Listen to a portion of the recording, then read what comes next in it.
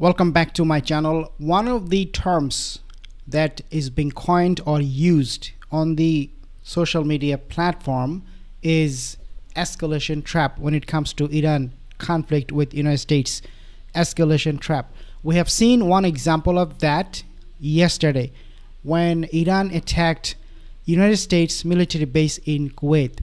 How it unfolded? Well, in the beginning, before the Kuwait attack, United States attacked Iranian speedboats, the hovercrafts, in the Strait of Hormuz. It was intentional because that's exactly what Iran wanted from United States, that they will attack these boats because then Iran will in exchange retaliate against United States positions in the Middle East, in the Gulf countries. And they have chosen Kuwait American base to be the next target, and that's what they did. In other words, every time they provoke United States military to do something, they do it with purpose. And that is that they will unleash hell on this basis because Mustafa Khamenei, the supreme leader of Iran, he made it very clear. He made it very clear that there will be no US bases in the Middle East whatsoever. He said that, and he vowed that he will not be stopped until that objective is achieved. So he attacked US base in Kuwait. Now what will happen next? Maybe he will provoke Mustafa Khamenei will provoke United States military to attack on some other targets in the Strait of Hormuz, and then they will attack maybe next time UAE. So this escalation trap, that's my point, this escalation trap that Donald Trump found himself in is not going anywhere.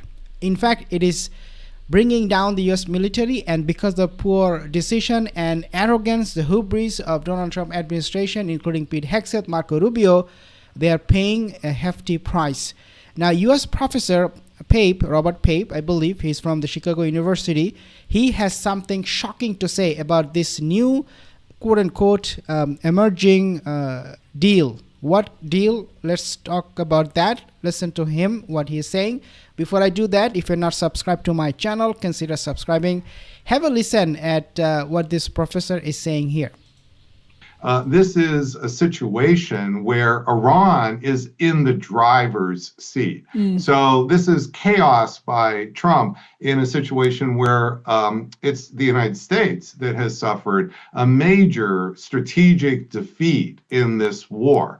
And that is something that not just Iran believes, but other leaders believe. You see that President Trump himself is making concessions to Iran's position. So President Trump may not say it, but he understands that he's got to move to Iran's position. But at the same time, he is seeing that if he owns the L, Crystal, and you heard this on Friday night, that the big problem with the escalation trap is that as President Trump gets closer to owning the loss, then that puts enormous political pressure on him because it causes him to lose the current support he has, or at least whittle it down further. So if you say he's got a solid lock on 33% of the country, and you see that in the primaries, that can actually be whittled down because that 30 to 33%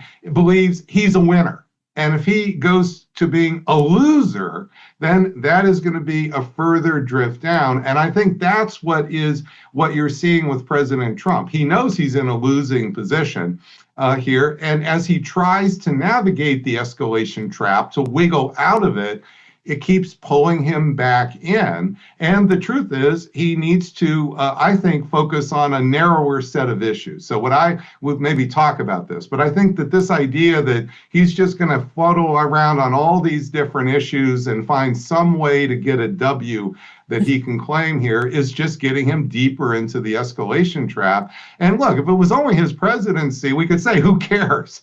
But the problem is, it's not just his presidency. This is impacting negatively all of us listening to this. And by July 15th, those inventories are running out, folks. So we're going to hit a triple time bomb here where inventories are going to run out, and this is just going to hurt even more in the coming weeks.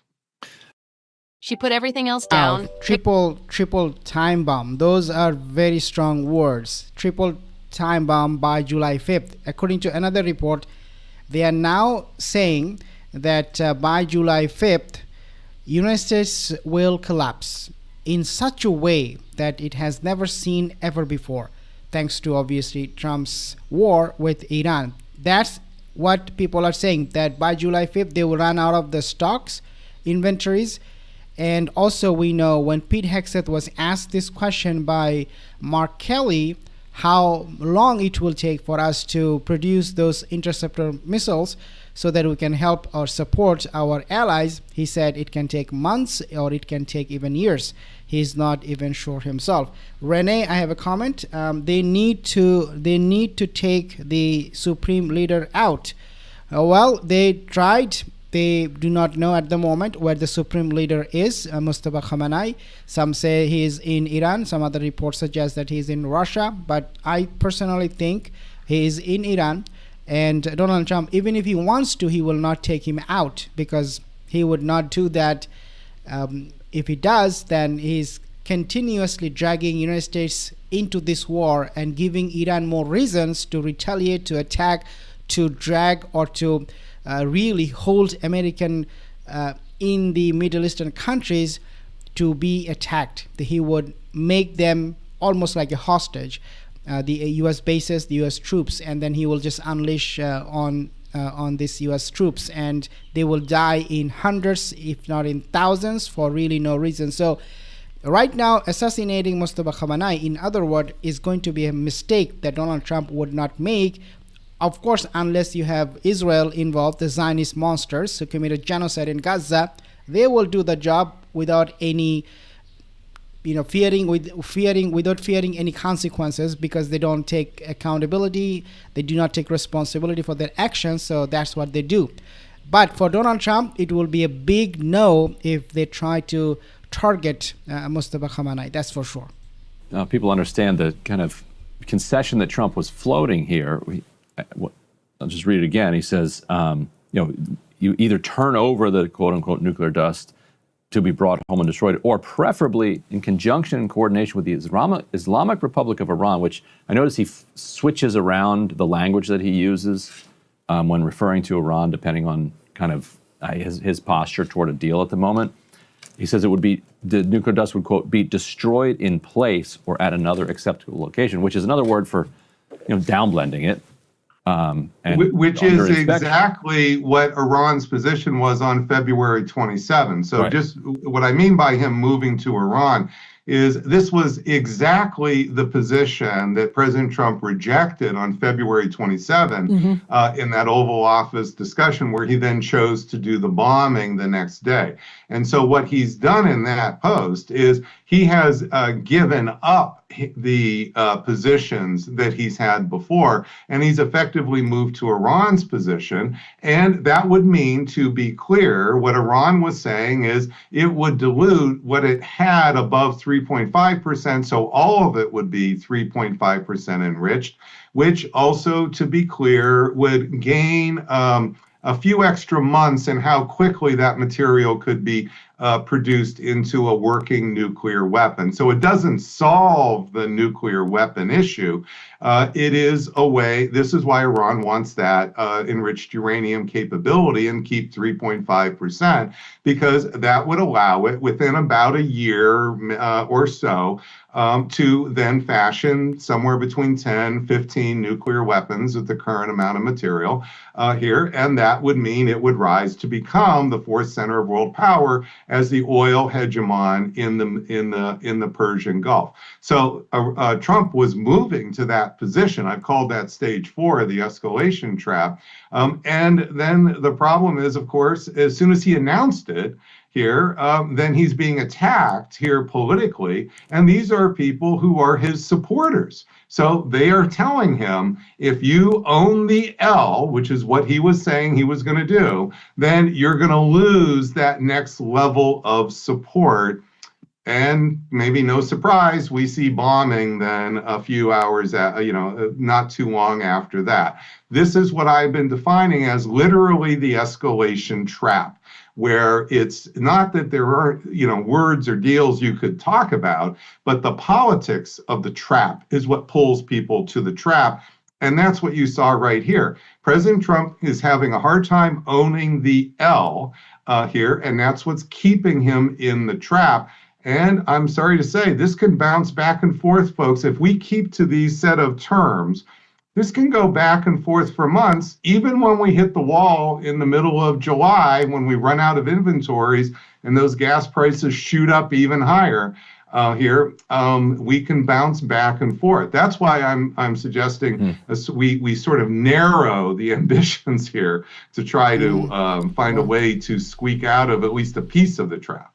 Well, right it now, looks like it's a roller coaster ride for Donald Trump in regards to what Iran is doing and how Donald Trump is responding. It's a roller coaster ride. There is no smooth sailing in this. The escalation trap is coming not just from Iranian military, but also from the neo-Nazi, the neocons in Washington. And Donald Trump is finding himself to be in a position almost impossible that he cannot get out of this problem. I'm sorry, I got the wrong channel. Yeah, you can just leave. I don't care. The Zionist monsters, yes, you support those monsters. I don't care. Get out of my channel. You support those Zionist monsters who committed genocide. So just get out of my channel. I don't give it middle finger to you, to scum people like this. But that's another topic. If you are here to support the Zionists, the Israelis, you can get out of my channel. Okay? I have absolute no regard for you. I don't care. Killing children, blowing up their heads and limbs, and you come to my channel to watch my videos, to what I say. This is what I say. Sure, this is the middle finger I show you. Now, as we're awaiting the IRGC's potential response to what the United States is calling these defensive strikes in the Strait of Hormuz, I wanted to get your take on, Professor Pape, your take on what we could expect to see from the IRGC on a kind of technical level, what response is possible, just as we also then try to expect what we see in response to that response from the United States. Now, President Trump has said the Navy has been destroyed. Ryan pointed out earlier in our show that it doesn't make a ton of sense to say their Navy has been destroyed while at the same time say that they're laying landmines in the Strait of Hormuz. But they've said basically missile capacity has been severely damaged.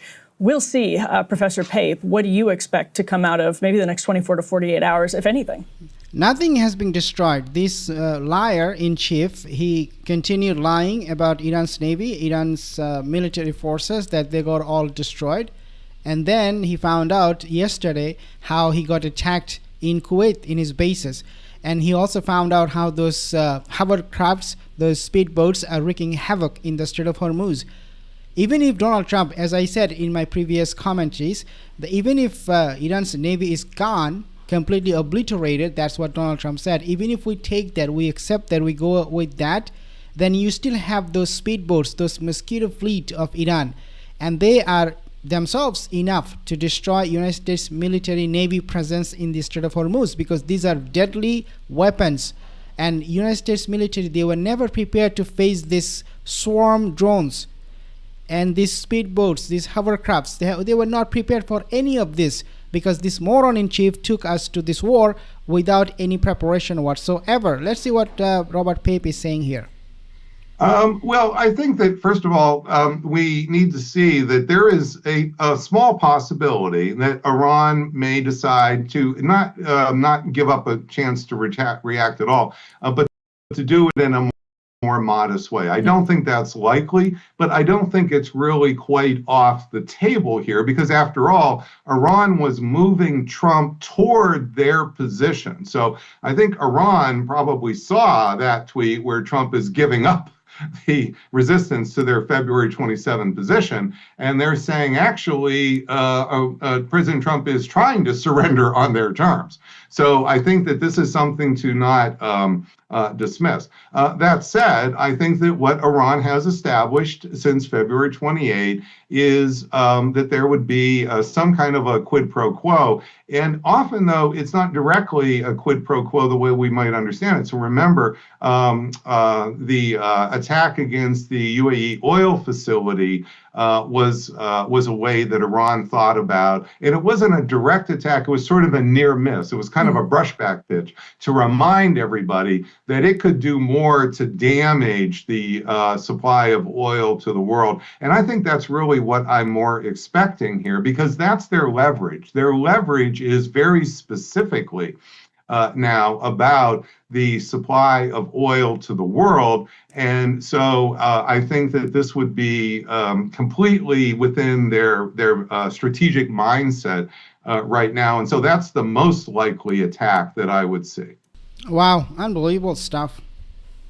Unbelievable stuff. I mean, Robert Pape is a very capable person to really propose a solution to Donald Trump how to end this war. But of course, Trump is surrounded by neocon Nazis, the neocon conservatives, and so people like scums like Lindsey Graham, Ted Cruz, they will not let him stop this war. And of course, he has his boss in Tel Aviv, in Israel, Shaitanyahu, that's what I call him. They will not ever let him stop this war. So yeah, he's trapped.